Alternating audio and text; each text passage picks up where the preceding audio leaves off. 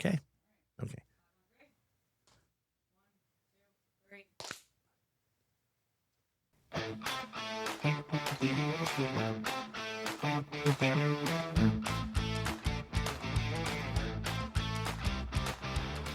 Welcome to Forward, a podcast from Hard Knock Press, where we explore the ideas, stories, and conversations that help build better athletes and better people. I'm Kevin Mulhearn, alongside Joe Clemente. Let's get started. Hello, everyone. Welcome to the first episode of the Long Ride Home podcast. This is a labor of love that has been created as an addition to Joe Clemente's new book, The Long Ride Home, How to Help Your Kids Shine in Youth Sports Without Driving Them Crazy. I can tell you that as a new publisher, when I first got Joe's book, I was so excited because I said, this is something that, number one, I wish I had 10 years ago when my kid was first starting to play sports. And number two, that every parent who's going through the journey of being a sports parent and navigating their kids' journeys through whatever sport they choose to play really needs to figure out how to monitor their own conduct to enhance rather than diminish their kids' experience. I can tell you that parents really take their kids' sports seriously. Kids take it seriously, but too many times parents are on a limb and have nowhere to get off. They don't know what to do, what not to do, and there's no guidance, there's no playbook, there's no instructions as to what a parent needs to do to maximize the kid's enjoyment, to maximize the relationship between you and your son and daughter, and to maximize the kid's experience playing a sport, especially if it gets competitive in high school and beyond. Joe's book fills in a gaping hole in the market because it very simply and clearly, in a very common sense approach, tells people this is what you need to do, and perhaps more importantly, this is what you need not to do. As soon as I read the book, I knew that this was going to be the first book published by Hard Knock Press, and I'm thrilled and delighted to introduce Joe Clemente, Coach Joe Clemente, the author of The Long Ride Home and a stalwart baseball coach in the New York and New Jersey area for more than 25 years, the last 14 of which Joe has been a mainstay of the Don Bosco Prep high school baseball program, which is one of the most successful baseball programs in the entire country, and certainly the top of the state of New Jersey. So, Joe, welcome. Why don't you tell the folks a little bit about yourself before we get into the guts of the book? Sure. First and foremost, Kev, thank you so much for taking the book on. I'm so excited and so thankful to Hard Knock Press, for you and your entire staff for doing this. This has been a dream come true for me. So that's first and foremost. So a little bit about Coach Joe Clemente. I was born in Denville, New Jersey, lived in Parsippany until I was 9. Ended up moving to Mahwah with my family, and pretty much from there, I ended up, I had the privilege of attending Don Bosco Prep, playing there until I was a sophomore. There was an unfortunate situation with my best friend. He had passed away. If you go to any of the Don Bosco Prep games, his plaque is on the third base dugout, Doug Davis. So from there, I ended up, my stepbrother was a track coach over at Elizabeth High School. And there was an opportunity there. The baseball coach had seen me play, and I needed to get away a little bit because as a 15-year-old kid, it was very traumatic for me to lose my best friend. And I ended up going to Elizabeth High School, which was an awesome experience.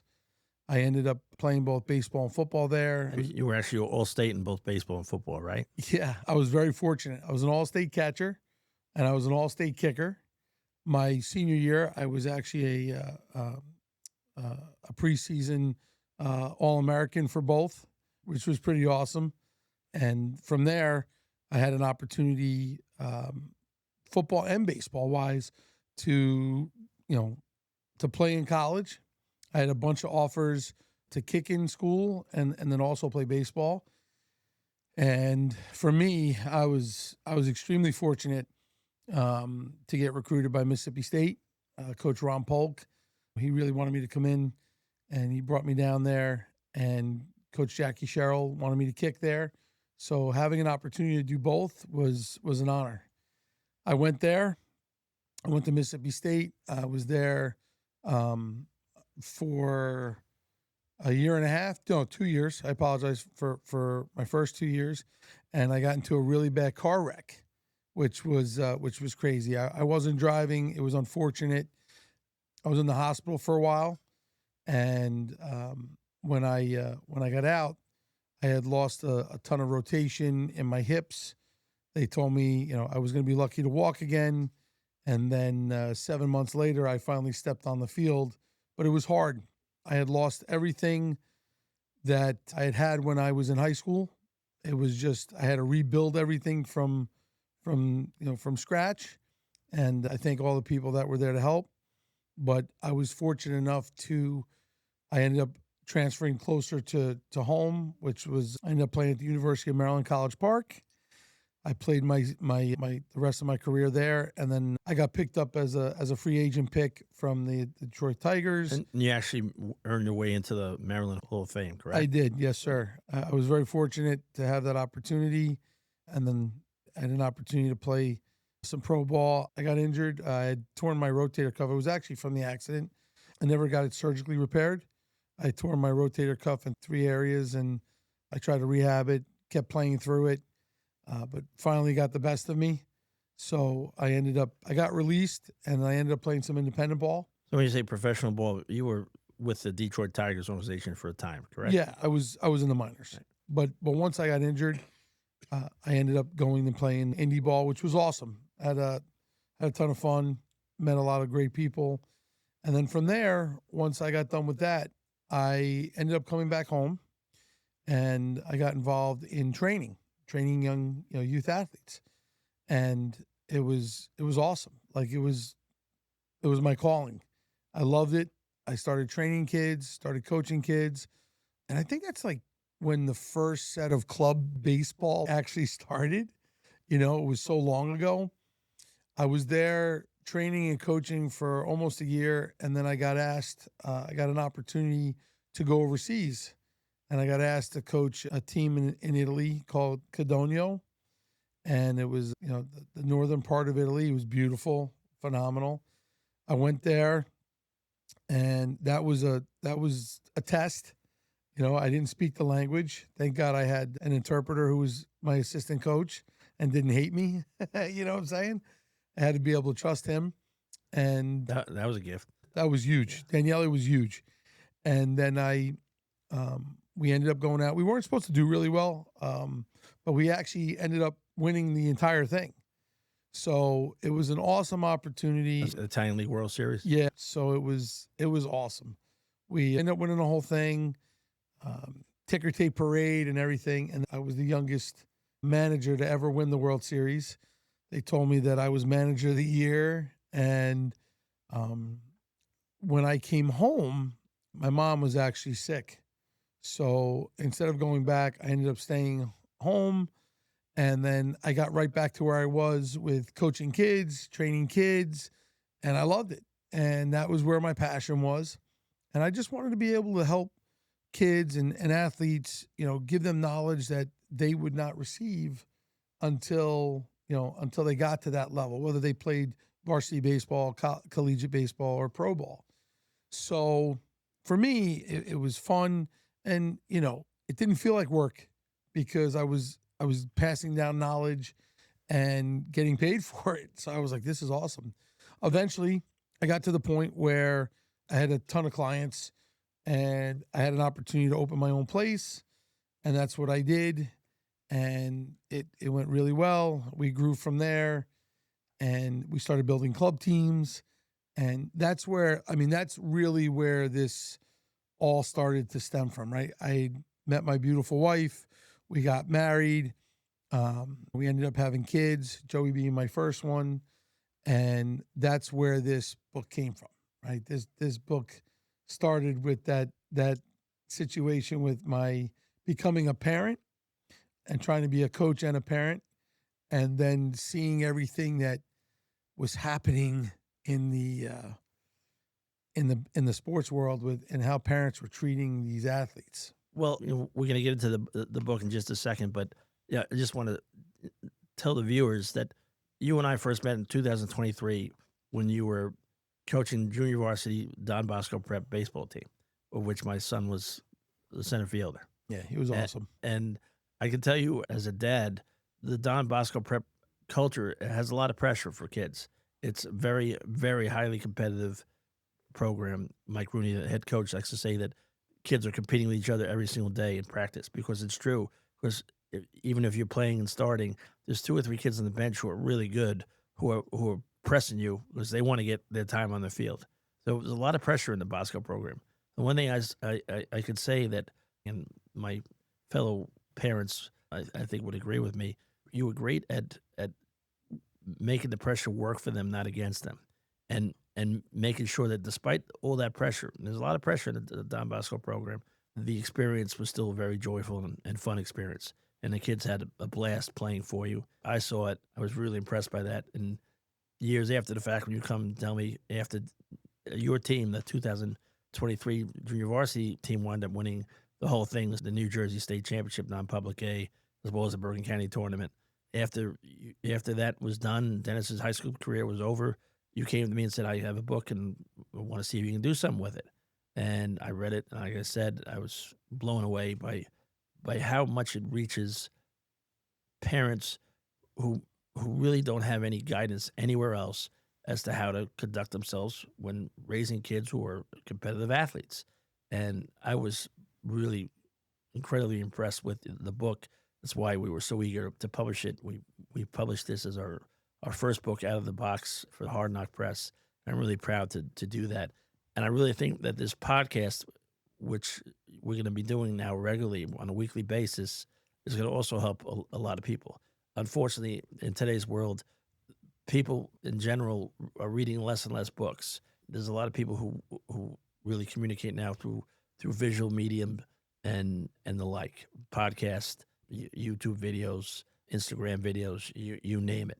So we're mindful of that, even though I'm a bit of a dinosaur, and we're trying to reach another part of the audience who's going to benefit from this with the podcast. So even if you haven't read a book in 5 years, you can still benefit by tuning into the podcast, listening to you and your stories and the lessons that you're teaching with the Long Ride Home.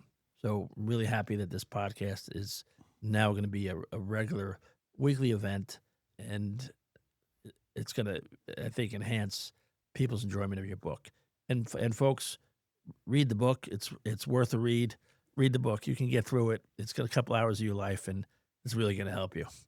So, Joe, why don't you tell us, if you could, about the genesis of the book, why you decided to write this book, what compelled you to do so? So, I have to give you my confession, right? That's really what it comes down to. Yes. These are things that you're going to be able to read and see that are in the book. And the reason why I wrote this book is because there was a situation that happened with me and my son, my oldest, while he was playing baseball. And the way that I acted and the way that I reacted to all this stuff is the main reason why I did this, because it actually lingered with me for so long. I couldn't get away from it. I tried. I swear to you, I tried. Like I tried to forget about it. And, it was so many years ago, but like something would pop up. And what actually happened, right, Kev, is that like I'm in the sports world. I'm coaching. Every day that I would show up to a baseball game or, see my daughter's cheer events, you always think you've seen it all, right? Like, oh, I saw a parent do that. I've seen that. I've seen them say this. I mean, like crazy stuff. And then all of a sudden, something different happens that you've never seen before. So it just started to build up. And I started just putting down voice notes and on my car ride, from, wherever I was going to work or to a game, to a tournament, whatever it might be. And as I put more and more of these notes together, I started to realize I got to get rid of this demon. This demon that sits inside of me is how I treated my kid when he was 9 years old. So tell us about the demon. Yeah. So my son, when growing up because we own sports facilities, right? Growing up in the baseball world, like he loved it. All he would do every day is, "Hey, Dad, let's play catch, let's hit a field, whatever it might be." And I was there, every day, and we would do it. And he was really good. He was really good. And I know like people are gonna be like, "Oh, like how good is a 7-year-old?" I'm not saying that you can tell if a kid's a big leaguer because you can't at 7 and 8 years old. But if they have hand-eye coordination, if they can catch a ball, if they can hit a ball, so forth and so on. And he did it really well. And he had fun in little league. He did well. He played with his peers. They had a blast. Made all stars. Right, would hit like 3, 4, or 5 or something like that. And you know, there was a situation where we were playing club baseball. Like we built a team for him. Right, here's a 9-year-old club team. Nobody like even heard about it back then. So we put this team together, put him in a league, played tournaments, and had a ton of fun. And Joey was doing really, really well. And we were in a game, and they all had to wear their masks, like the little league masks, stuff like that. And unfortunately, the kid that was throwing against us in this game, he was throwing hard. He was a big, strong kid. Joey and him knew each other. They all at that age, they all know each other. And he let one fly, and again, he's a young kid, he not knowing control. Joey kind of like went to like get out of the way because it was thrown up and in, and like his mask, like his helmet, like kind of jumped up, and the ball squared him up like dead in the face, struck him right in the face. And as soon as it hit him, of course, as a parent, I'm like, oh, did it hit the mask?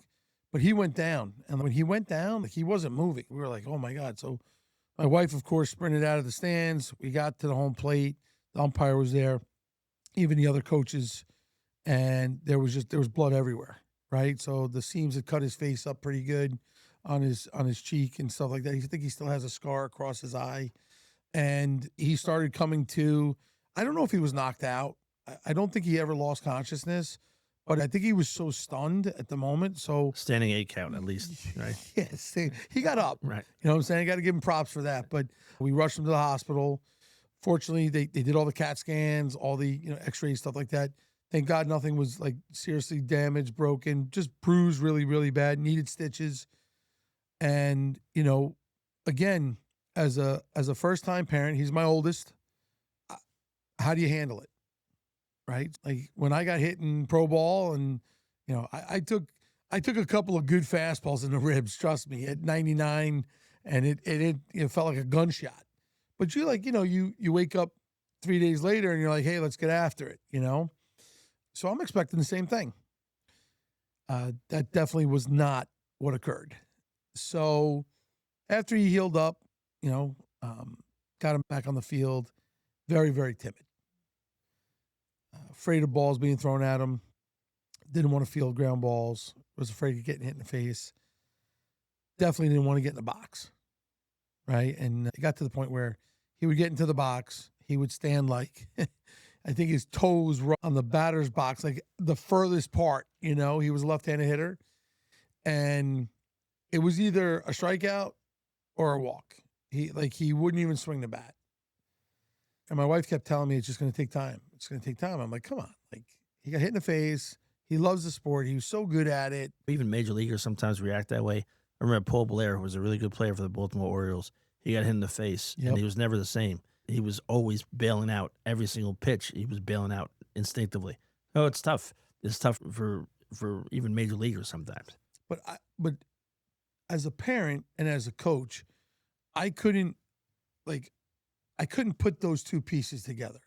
I couldn't figure out that like I was 35 years, 40 years old, or when I played, I was 22. I just couldn't match it up. Like I kept thinking that for somebody like me as an athlete, like if I got hit or something like that, I was going to get back in it. But I don't remember when I was 8 years old, 9 years old, 10 years old. Baseball, more than any other game, is a game of failure. And it's not really a game of failure. It's a game of how to deal with failure. So you were facing for the first time your son's failure at the game, futility really, for a time in response to getting hit in the face. So how did you deal with it? And how did you respond? It's the adversity, right? Like you're like, how do you deal with this? And I did a really bad job. I'm like, I'm not going to lie to you. Like, I did a really, really bad job. And my wife let me know. And that's Right. exactly how the book was born. So, again, having that situation, there was a ride home. We were in a championship game. And there was a situation in the game that we needed Joey to perform. And he didn't. We did end up winning the game, like extra innings, stuff like that. But on that ride home, there was a 45-minute ride home. And that was where this book was born from, because that ride home, I totally like almost destroyed my kid. Thank God he's so resilient. Kids are resilient. But I'm going to tell you, I was forcing him to quit because I felt that he was not up to par. And my wife was like, "What are you doing? He's a 10-year-old kid." You were actually telling him, why don't you just quit? Yeah. This isn't working for you. Yeah, I'm like, let's go pick up another sport. Like, I love you, but like you got to pick up another sport, man. Like, it's over. And he was like, "Dad, I'm not quitting. Like, I'm not going to quit. I love this. I'm going to play. Like, I'll figure it out." And I remember just it replaying in my head, like, no, it's over. It's over. Finally, we pull into the driveway. We get home and he looks at me and he's like, "You know what, Dad? That's fine. If you don't think I can do this and you don't want me to play no more," he's like, "I'm done." Got out of the car, went to the house. I'll never forget. Like, I'm sitting in the driver's seat. My wife is next to me. And I turn and look at her, and she's like, Are you kidding me?" She's like, "What did you just do?" And I was like, "Man, I suck. Like, like, what did I just do? Like, I need to be his dad first, not his coach. Like, I needed to be his dad." Did you realize that immediately after the conversation? And my wife was like, she's like, "I'm gonna go take care of him." So she gets out of the car. She goes in. Um, she's always putting out fires, right? She's the best. And I sat in the car for like a good hour, and I just started like replaying everything that I had said and done. And finally, I'm like, man, I owe my kid an apology. Like, seriously. So I finally manned up, right? Because at this point, I was a coward for what I just did. And I walked into the house. I grabbed him and I said, "Hey, Well, man, I don't know if you were a coward, Joe. I think you were misguided and you didn't have the benefit of the long ride home. honestly, Kev, that's the truth. I didn't know anything differently. I didn't have any playbook. I didn't know how to act. This was my first time at this. First time parent, youth sports, athlete, the whole nine. And I went and spoke to, I grabbed my kid. I said, "Listen, man, I'm sorry for what I just did. Like, I'm wrong. I love you and whatever you want to do." And he looked at me. He's like, "Dad, I want to play." And I'm like, "Okay." I was like, we'll figure it out. And there was a struggle. Like, I had to watch it. And it killed me. Like, I'm telling you, it killed me. And I'm sure that it kills a lot of parents out there to watch their kids struggle.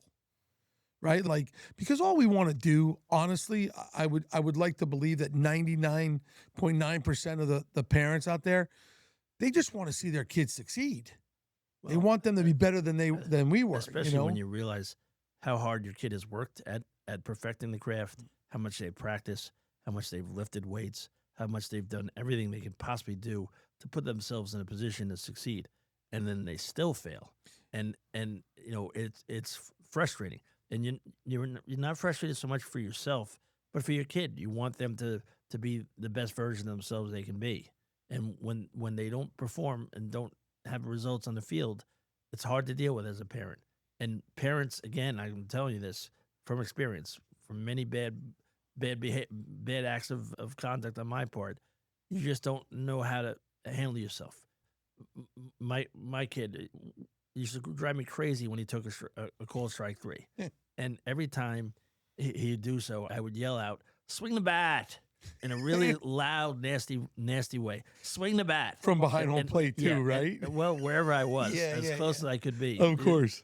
And I remember, he would always look at me with this wounded look on his face, and I'm thinking now in retrospect, every time I said, "Swing the bat," after he struck out. He's already ticked off that he struck out. It was like a knife going into his side. It just wasn't helpful. It didn't do anything. It just made him more disappointed in himself, more upset that he was disappointing me. It was just negative. It was bad. And Dennis is still playing that, fortunately. And the other day, strike three called. Pitch was a little high, but still strike three go. And I was about to swing the bat, and I said, you know what? Remember what you're reading from this damn book that you're publishing. You keep your mouth shut here, big boy. And I did. And they finished up the game with a single and a triple at the end, the last two at bats. So the results actually wound up working pretty well in that game. But it's just a lesson learned.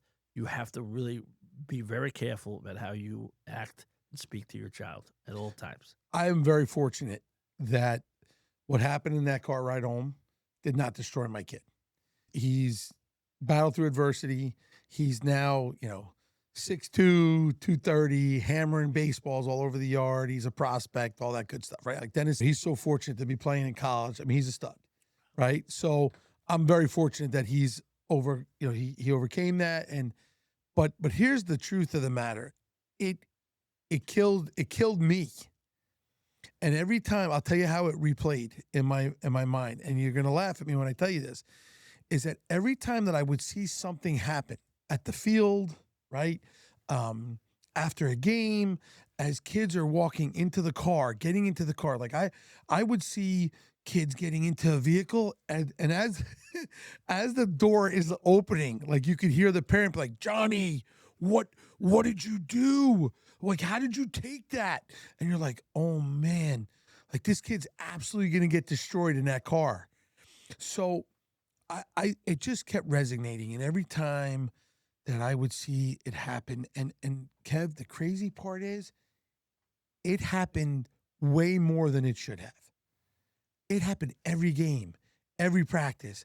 Like I just kept seeing it, and that's why I was like, man, I gotta do something. Like I gotta write this, and not only like I gotta get this off my chest. And I'm not gonna lie to you, it was really, I know that sounds selfish. I had to get it off my chest, but then as I started writing it, I'm like, hey, I can help these people. And that's really what it came down to. Like, how do we help people get better? I'll tell you a funny. I remember Dennis had just joined the Clarkstown Stars Black team, which is a really, really good team, coached by Matt Rivera. Is one of the standout. Yeah, he's an awesome coach. Standout Rockland County travel ball team, one of the best. Them and Rockland Elite at the time were the two top programs in Rockland County. And we had the first game, and we lost. And Dennis had made a key out in the last inning. We lost the game by a run or two. And I remember taking him to the car. I was ticked off because I didn't like the quality of that bat. I was about ready to unload. And I'm sitting there. I close the door to my car. He gets in the passenger side. And we look over to the right. And the car next to us is one of Dennis's friends. Really good kid. Really good player, too. He's still playing college ball right now.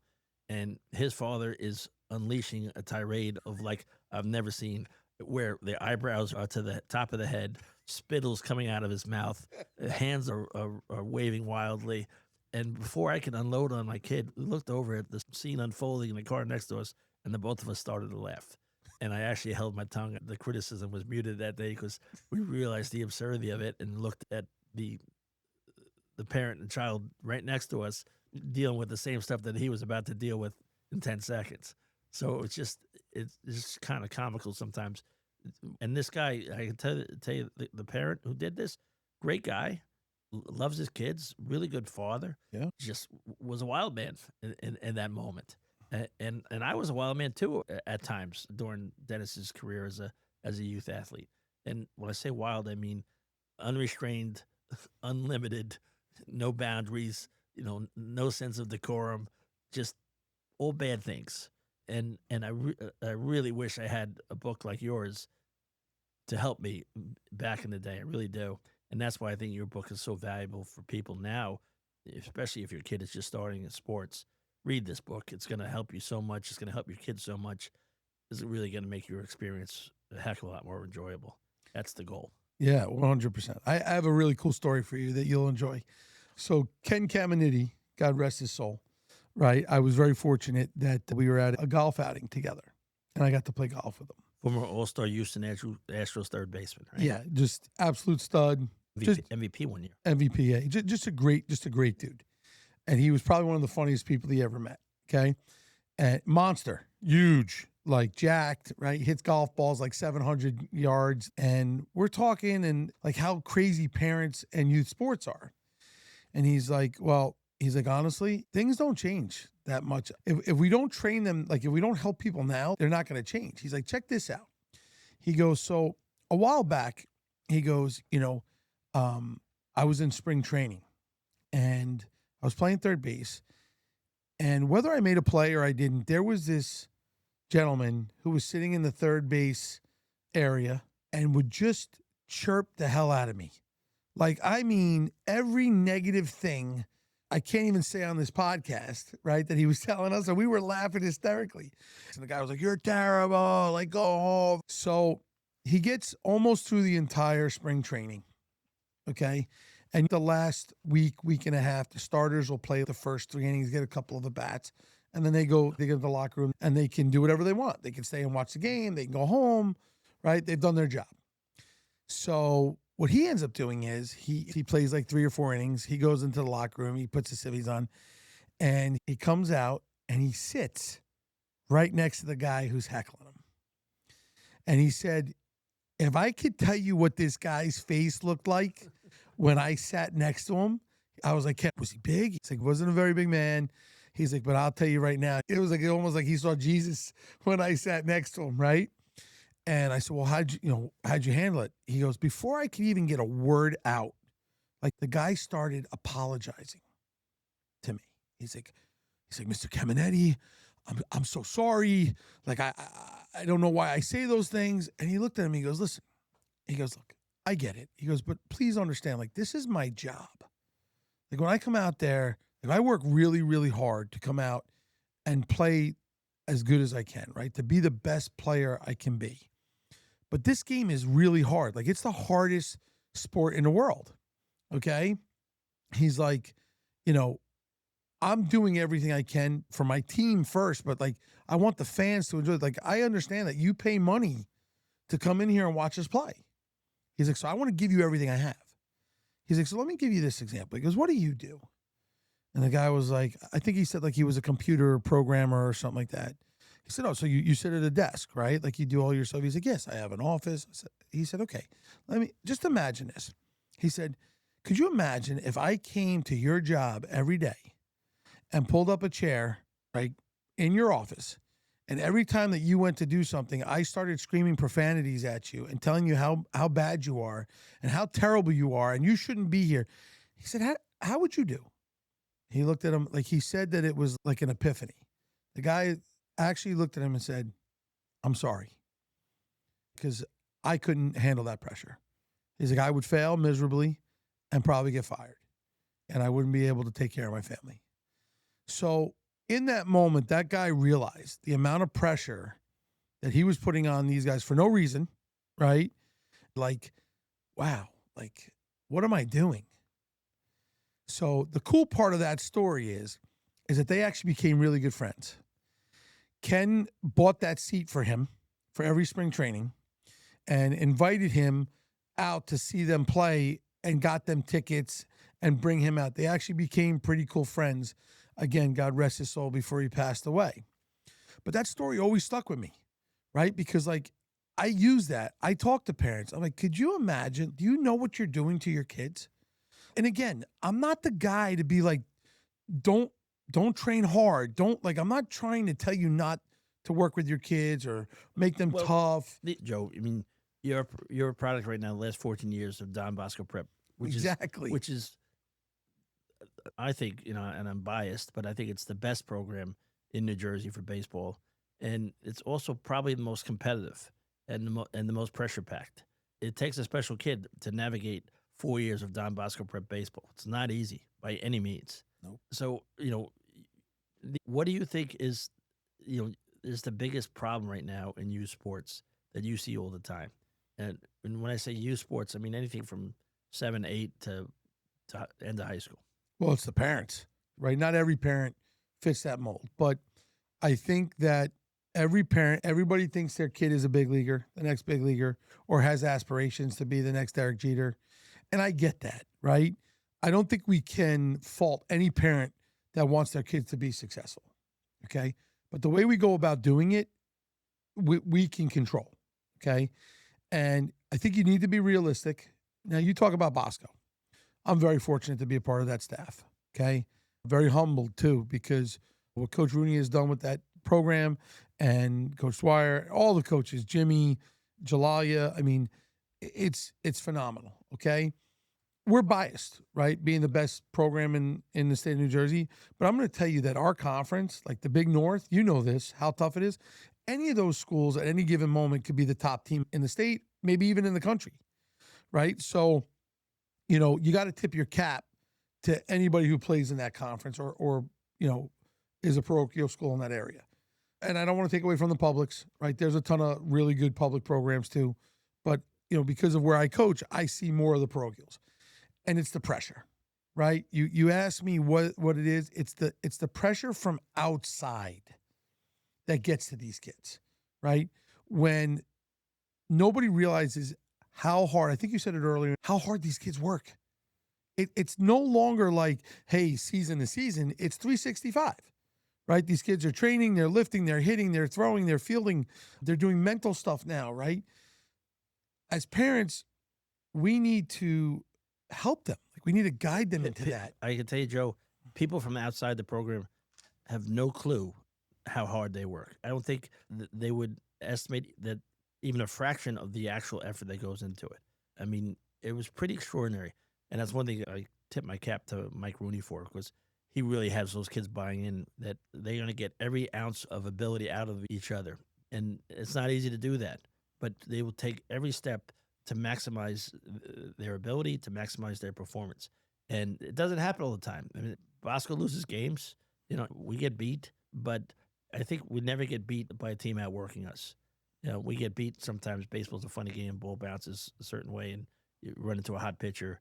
It is what it is. That's why we play the game, right? Right. I don't think any team in the last 5 years works as hard as the kids from Don Bosco. I'm not even talking during the season. I'm talking about training in the winter. It's an extraordinary effort that these kids make. And that's why it's difficult sometimes to divorce effort from results. You see how hard your kid works. You're expecting that, boom, he's going to be hitting 400 plus and making all kinds of all-league teams and all-state teams and this, that, and the other. Sometimes you get a kid, not often, because baseball's a really hard game. Sometimes you get a kid who doesn't put in the effort and just has natural God-given talent, where that talent's going to take him a long way and he's going to perform really well. But most of the kids, I think, who really succeed at the high school level, at least in baseball, you do have to combine talent with that kind of unyielding work ethic. If you don't have both, you're not going to make it to the top level of the ladder that you should. I think it's pretty rare to see a kid succeed at a very high level without seeing an extraordinary effort. Well, there's an old saying, right? Preparation prepares you for success. And that's one thing that, that Runes and all those guys do very, very, very well. Yeah. And it's been contagious. I think that you look at a lot of programs like Del Barton, of course, DePaul, even Bergen and all those, they've bought into that, right? St. Joe's, like they've all bought into that. And I'll tell you what, I see more of the publics doing the same thing, right? Like they understand, like it's not just about what school it's about, again, being prepared to go out and compete at that level. I do think, you had just mentioned it, I do think that one of the main factors in the stress level for the parents is the money, right? I think people look at it and they don't understand, like, it's an investment. Money in travel ball? Like, but I'm just saying, even in training, right? Like, there's no way that you can just tell your kid nowadays that they're going to go to a Bosco and you're going to go hit once a week and you're going to go to practice. And if you think about it, everybody wants to play in college. Playing at the collegiate level right now is hard, especially with everything that's going on, right? And they're trying to, change the rules to be able to make it better for the high school kids and stuff like that. But, the difference between guys that are going to play at that level is going to be the work ethic, the training, the preparation. And that costs money, right? Like at least where we're at, right? I see all these Instagram posts and stuff like that for the kids that are in like the Dominican Republic and stuff. God bless them. They're throwing tires and bricks, whatever their resources are, they're doing it. We're fortunate in the area that we're in, right? That there's a ton of training schools, there's other things, but it does cost money. So like I think the stress is there, right? As a parent, you're like, hey, if I'm investing in my kid, which they don't have a problem doing, but that becomes stressful. And nobody takes that into consideration. So like you just said it. My kid just trained and I spent $20,000 this year on him getting prepared and he's hitting 250. Like the first thing that's going to come out of their mouth is, come on, swing the bat, make the throw. But now that's added pressure. So that's what the book's about, right? The book is going to help them realize, hey, listen, you want to go about, helping your kid? Like there's other ways to do that. You could get your point across, right, without destroying them, without getting in their head so bad that they're going to fail even further because they're not mentally prepared. Like we have to back off. What's the one thing that you see that parents do wrong more than anything else? I think they'll criticize their kids right after a game, like when they're most vulnerable. Listen, there is no athlete that doesn't know what they did well and what they failed at.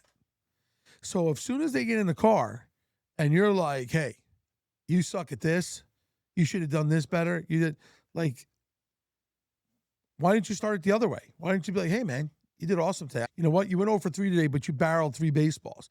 Hey, you're on the barrel. Let's stay there. Keep working hard. The baseball gods weren't with you today. Whatever you need to say, this is the differential between the guys that make it and don't make it.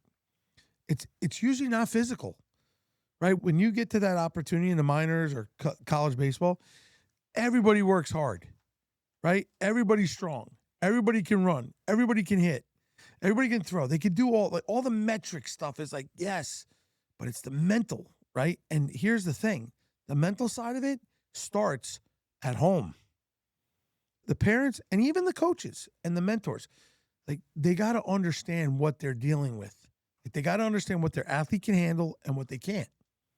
But ultimately, like as parents, let's like don't hinder your kids, help them, right? But that's going to take you as a parent putting your pride aside and your ego aside, saying, "Hey, I really want to say this, but let me not do that right now because that could really that could hurt him." It really takes restraint. You have to have conscious restraint of your instincts because your instincts is to just say what's on your mind and just let it loose. And, you and I both had strong dads, right? We've talked about this. My father was a wonderful father. He was there. He was the most present father of anybody I know, always there. But he was tough. And when we had bad performances, we would hear about it. And I remember those were some tough nights for me. I remember championship game when I was 13. I made 3 errors. And second base was just brutal. And we lost the game. Cadets lost to Gil Hodges. And we went not going to the World Series, which was a big deal for us back in the day. And I got blistered that night. To this day, I remember the words because they were so harsh. And, my father didn't say that because he wanted to hurt me. He loved me, but that was his instinct was to just unleash, didn't have a filter, didn't have the benefit of the long ride home. And boom, there you go. That's something I had to deal with. But how crazy is that? Like you played all those years ago. Yep. Right? We're not talking about ages here for you and I, but right. but bottom line is that you still remember what he said. Every word. Exactly. Because every word cut like a razor. But that's my point. And it was basically a question of my essential character. So it wasn't just a bad performance. It was, what the hell is wrong with you? You were working so hard. You practice so much. How you play that bad? Been there. Yeah. So, when you talk about the parents, I don't think they realize how hard the sport really is. All sports. Yeah. My daughter cheers. Like that is one of the most intense environments I have ever been in. And that's why I let my wife deal with it. You know what I'm saying? Smart, like she's man. An angel. I let her deal with that. Like there are things that she tells me, like we'll talk at 7:00 in the morning right? When they get to the arena, and then I don't talk to her. Like, I'll talk to her at 11 o'clock at night, and she's like, "We're still at the arena." I'm like, whoa, like that's intense. Like dance, gym, like I get it. Like that's just the way it is.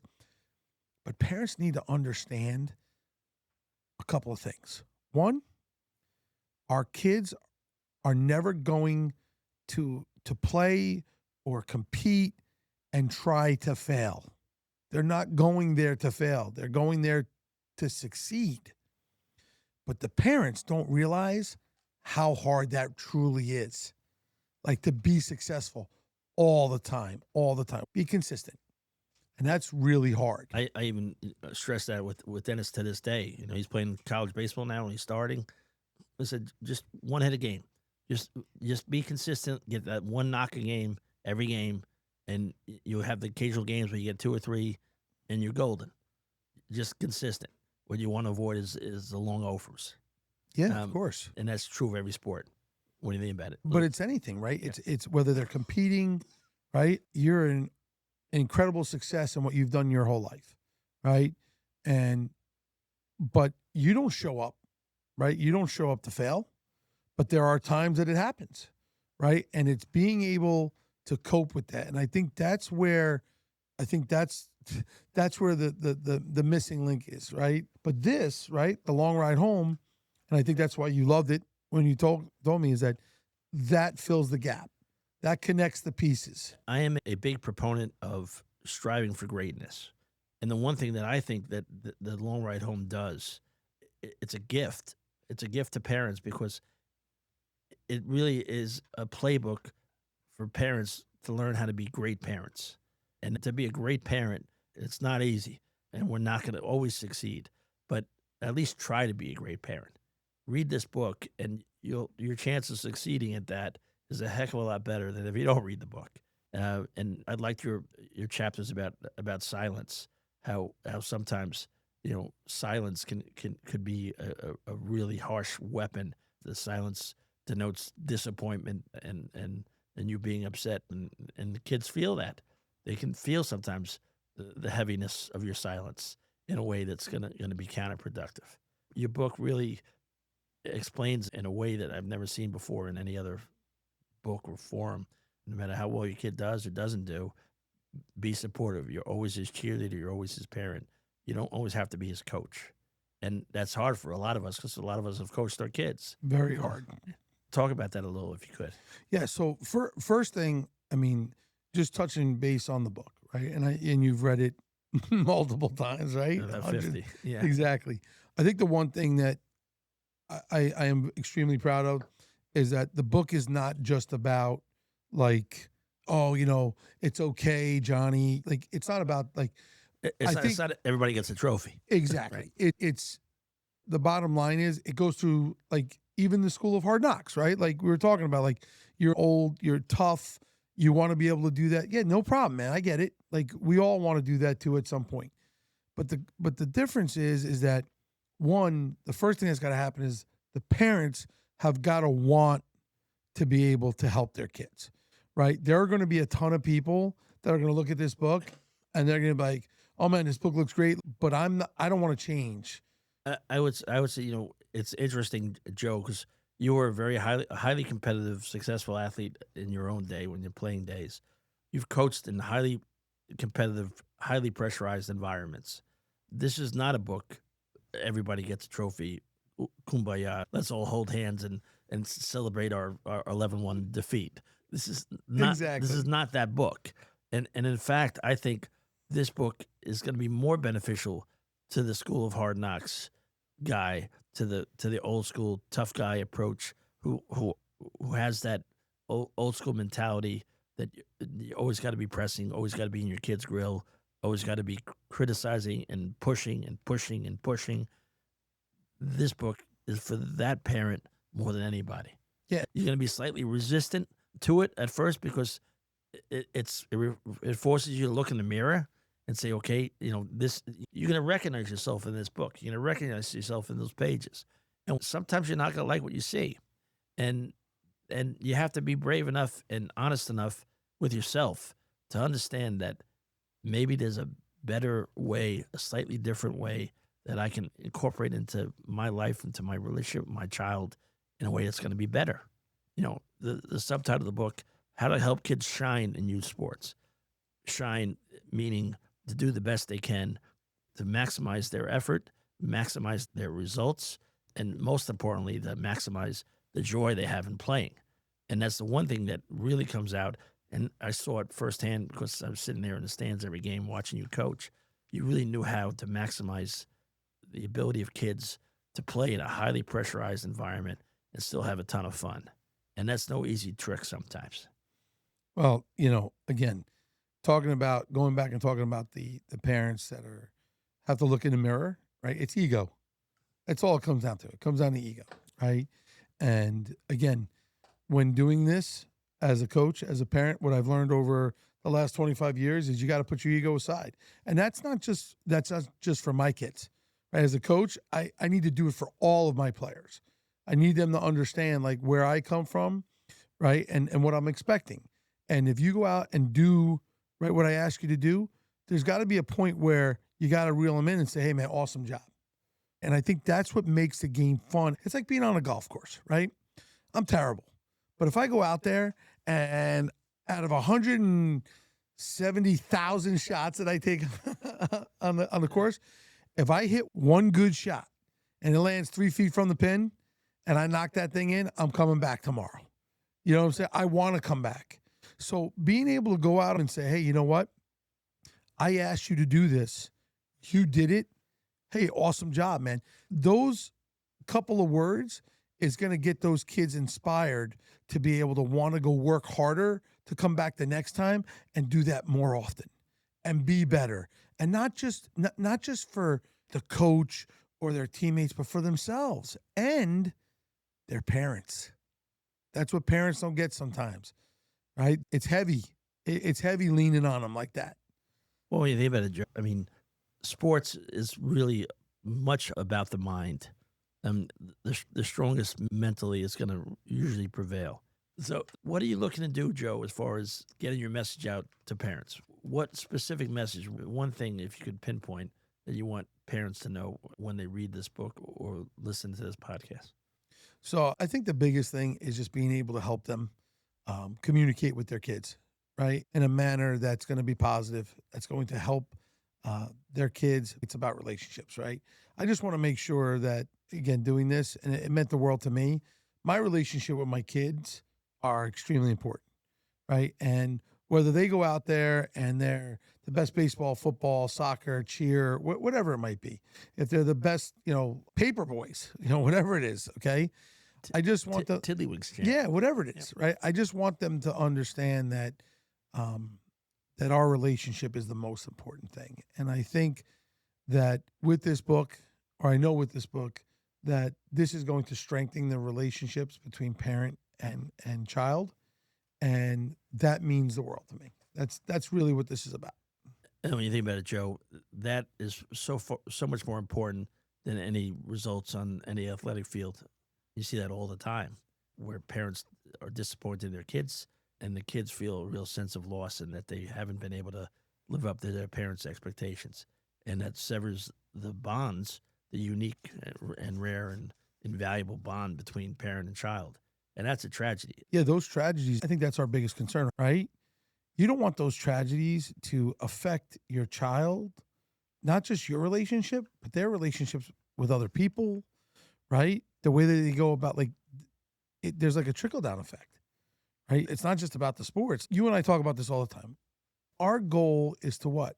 Is to make good people, is to help them become good people, right? And I'm going to say this to you, parents. There's going to come a day that someone is going to tell you or your kids that it's over. It's done. And it usually happens faster than you think.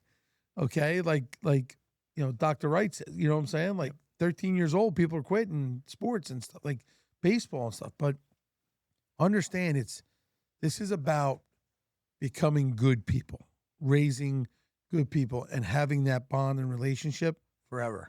I want to talk about that because you're referencing Dr. Adam Wright, who's a co-founder of the Anti-Fragile Academy. and a noted sports psychologist. He used to work as a performance coach for the Washington Nationals.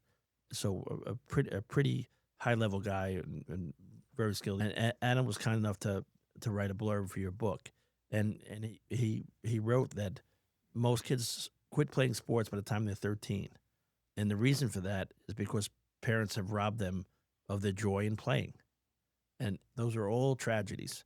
Because I'm sitting here, well beyond my sports career, my athletic career, and I'm telling you, the most fun I ever had as a kid, by far, was playing sports on the baseball diamond, football field, basketball court, whatever. Those are the days that I really remember, even decades after. And to have that truncated and to rob that experience because you put so much pressure on your kid that they can't have fun anymore and then they don't love it anymore, you're doing a kid a really great disservice. And you're doing your relationship with you and your kid a great disservice. Teach your kids how to have joy in playing. There's two things. When I was coaching Little League, I used to always say, baseball is a really hard game, and it's unfair sometimes. You can get hit a rocket, and it goes to the center field wall, and the center fielder goes up and makes a catch. You're out. It's really hard, and there's nothing you can. Sometimes you can't control the results, but there's two things you can control. You can control your attitude, and you control your effort. And this book, in my mind, is a way for parents to control their attitude and their efforts and get it right. Get it right because it's important. Well said, Captain. That's exactly what it is. I just need to take a break. We're now at a break, and this is the advertising spot. Since this is our first episode, we have not yet secured a sponsor. So I'm going to talk about my favorite subject, me and my favorite publishing company, Hard Knock Press. So this episode of Forward is brought to you by Hard Knock Press. Hard Knock Press is an independent publishing company dedicated to books and conversations that challenge conventional thinking and inspire growth. We are especially interested in creating a platform for books that challenge the status quo and suggest creative solutions to complicated problems. We love talking about sports, especially youth sports. Whether you're a parent, coach, educator, or lifelong learner, we're building resources to help people move forward. Our mission is simple: better athletes, better people. If you'd like to learn more about our authors, books, and upcoming projects, please visit hardknockpress.com. Now, our shameless plug is finished, so let's get back to the conversation.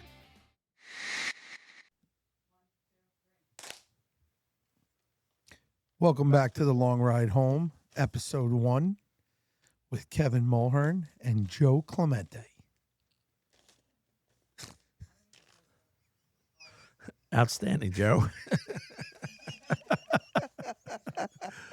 I have to have a little bit of fun doing this, or else why are we doing this, Absolutely. right? So, Joe, let's finish. Okay. Yeah, that's fine. So, Joe, we've launched this book. I have to tell you, the initial response to the book has been fantastic. There are people who are browsing our website and looking at the book and hitting purchase, which makes me happy. Yeah. As a publisher. It's always a bonus, right? Always. But there's a few things I want to let the readers know and the viewers know, that this book is available for purchase, The Long Ride Home, How to Help Your Kids Shine in Youth Sports Without Driving Them Crazy, available at www.hardknockpress.com.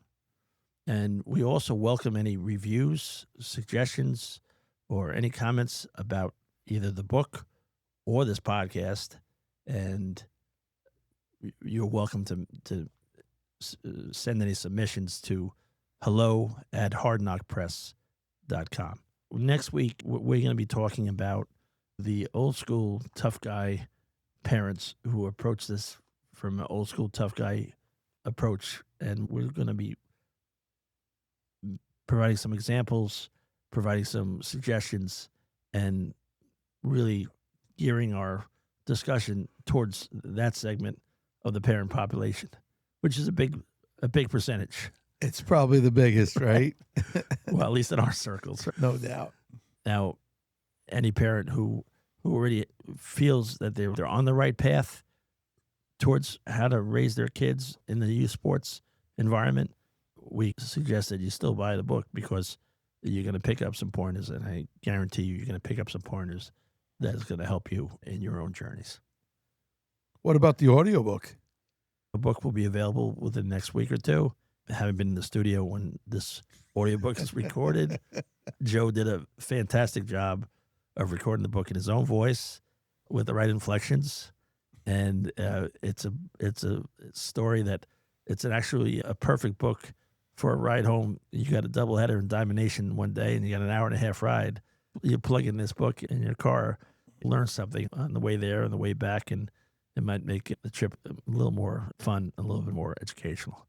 So we're really excited about the audiobook.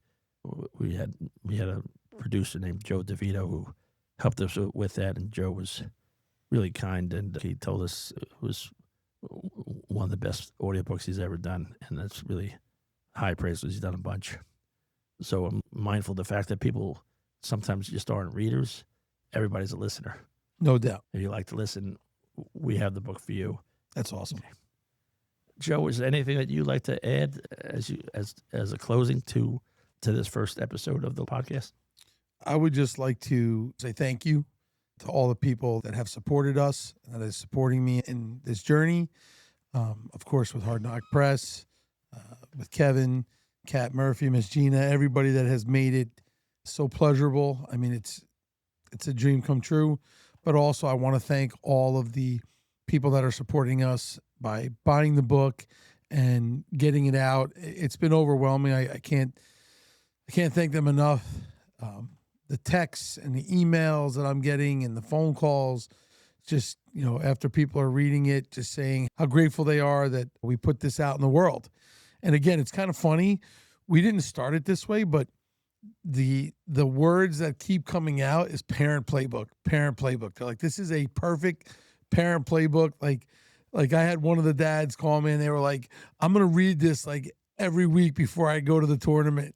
I'm like, that's awesome, man. So again, I'm just very thankful. And you know what I think's cool, Kev? I know we talk about baseball a lot because we're baseball junkies and that's what our kids do. And that's what that's what we know. But this is a book for everyone, all sports, all competition events. Again, we were talking about my daughter in cheer. Like, you should definitely buy the book. If you're into cheer and dance and gymnastics, it'll definitely help without a doubt. And that's the goal, right? We're here to help people. And you're going to be appearing on a podcast in a couple of weeks, correct? Yeah. I'm going to talk about that? I'm on Travel Dad's podcast, I believe in 2 weeks. They're having me on. I just got asked to do an appearance with one of the other organizations. And Kat's working on a couple of more podcasts with some pretty big influencers that we sent the book to that they love. And that's what it is. Who are the principals of the Travel Dads podcast? So Jacob Moreno and Jason Corley, those are the two. They've been tremendous. They raved about the book. I can't wait to be on their podcast. Another group that has been tremendous for us is Chasing Baseball Dads, right? Coach Bobby Miner, he's phenomenal. The message and the mission that these guys are all talking about fits, we fit in like a glove. So very excited to be working with those guys, and I can't thank them enough for being able to have me on there or help promoting. It's just, it's very special to me. So I appreciate it. As always, Joe, it's been a real pleasure talking with you. This is fun. I'm having a lot of fun doing this, and I'm going to continue to do so. Well, you definitely will, and I love it. I appreciate, you starting this up, and we're going to have fun doing this, and we're going to help people. Thank you, folks. Signing off. See you next week. Stay well.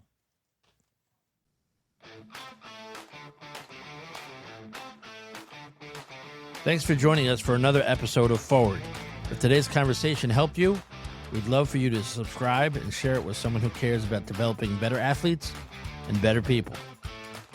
Forward is a Hard Knock Press publication where we're building books, conversations, and ideas that challenge conventional thinking and help people grow. Until next time, keep moving forward.